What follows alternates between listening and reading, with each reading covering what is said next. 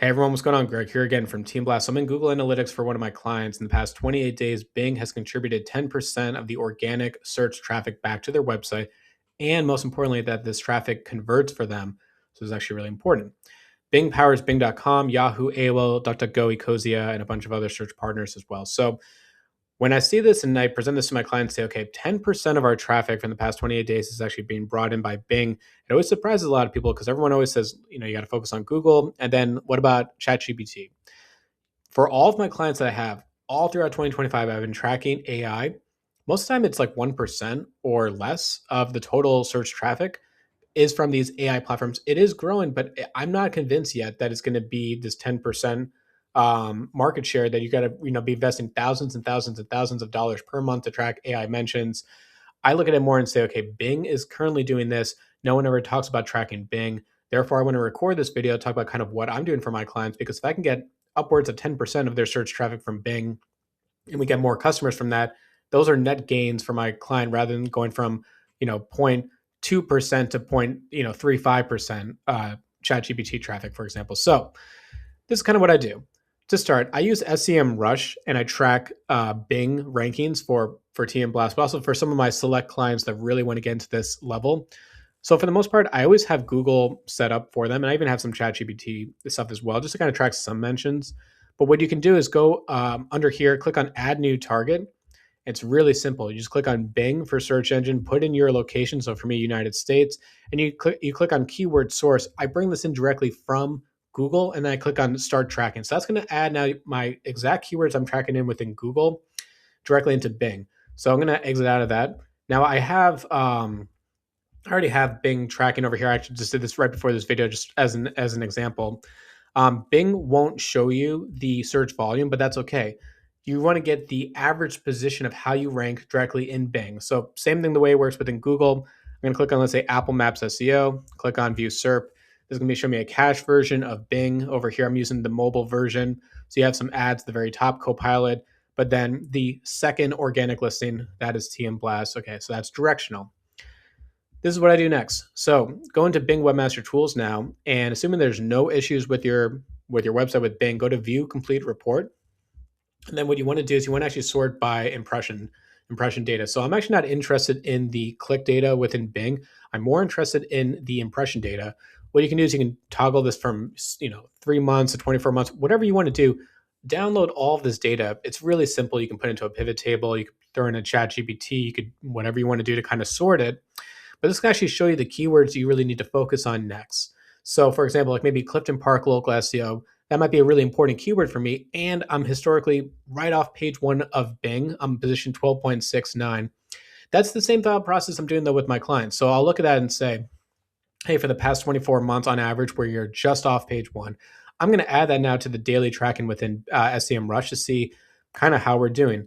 If we're consistently on the bottom of page one or the top page two, we're not getting any of that search traffic. It's really easy to dismiss this opportunity. But again, if I look at it and say, if I can get 10% of what Google is driving, so the more landing pages I create, the more optimizations I do within Google, I really need to be focused on Bing. So you might say, okay, Greg, I got it. So you're saying 10% of my traffic can come from Bing, hypothetically, as this one client has. What are some Bing specific ways that you can maybe improve your rankings? So to start, technical is a huge, huge deal. So I go to the Site Explorer section over here. You really want to look into this.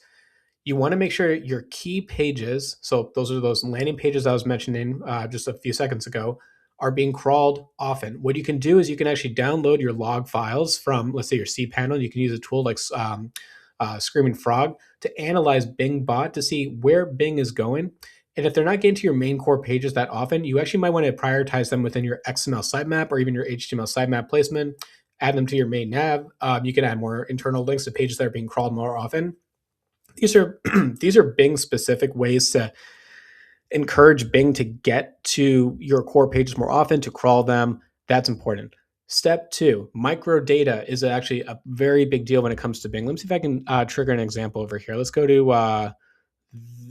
to this page. How about Bing site indexing service?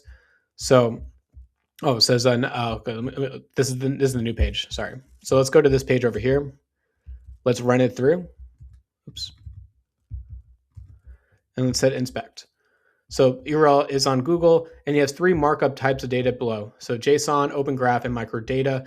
This is actually really important. So Bing uses microdata when it comes into their decision making. So very much like schema markup when it comes with Google, microdata kind of gives Bing a little bit more insight into your pages. So you can actually click on any of these over here, and it'll show you kind of the markup that they have. So for me, it's bringing in the JSON. You can click on Open Graph. You can click on Microdata. You get an idea. Okay, like they're reading the schema markup. This is a video. Got it. These are keys for Bing again. So like this is an additional Bing optimization. So Microdata is part of it. We talked about the crawl within Bing Bot using Screaming Frog or another third-party tool. Another thing though that you can do is look at the recommendations down here. These, in my opinion, are pretty low when it comes to what you need to do next. But again, for clients that I onboard, I see this a lot. They'll say things like you have, 40 pages with duplicate title tags, or you'll see H1 tags are missing across the board, or some other things too. These are really simple ways you can make these changes, make it a little bit easier for Bing Bot to understand. Your website also will translate into Google as well. But this recommendation thing is actually kind of important to take a look at and just see anything you can do from like a low hanging fruit perspective. Last but not least, let me just go to an example search query. So let's go back to my search performance. Let's look at one of the keywords. Actually, I'll go to this one over here. Let's just pretend that this is the keyword I want to go after, Apple Maps SEO. So what I like to do next is actually I do use ChatGPT to kind of pull all of this data in from the Bing search results. And what I try to do is say, okay, analyze these top sites that are outranking mine. What are things that they are doing from like a gap analysis that I can potentially add? Again, I might notice that maybe their site speed's a little bit faster than mine, or potentially they have better descriptive microdata on their pages compared to what I currently have. That maybe that's that gap.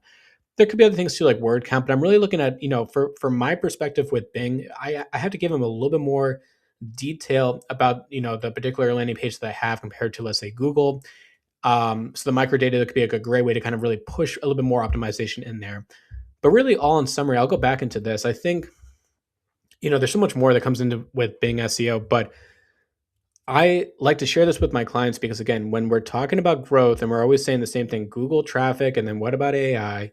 When I always share with them and say AI currently is less than, let's say, 0.2% of your overall search traffic, and Bing is 10%, and we're never really talking about Bing, I look at that and say, let's shift our focus. Let's focus on tracking Bing a little bit closer than we have in the past. Let's look for optimization ways. As I mentioned, we can analyze those logs, figure out technical changes that we can make to maybe improve Bing's crawlability and indexing and understanding of our page. And then we can also look at the Bing Webmaster Tools dashboard and look for additional keywords we should track. And then maybe we can analyze those search results, maybe improve our search market share from 10% to 13% or so. Not all of my clients get 10% of their traffic from Bing. They all vary, especially if you're, let's say, like a B2B versus like a local account. But I think from my perspective, though, I think a lot of times people are pushing AI specific as the next frontier to get more traffic. And I look at this and say, if you observe your analytics traffic directly within Google Analytics 4, you might notice some opportunities that you can go after that are almost always overlooked. And chances are it's probably going to be Bing.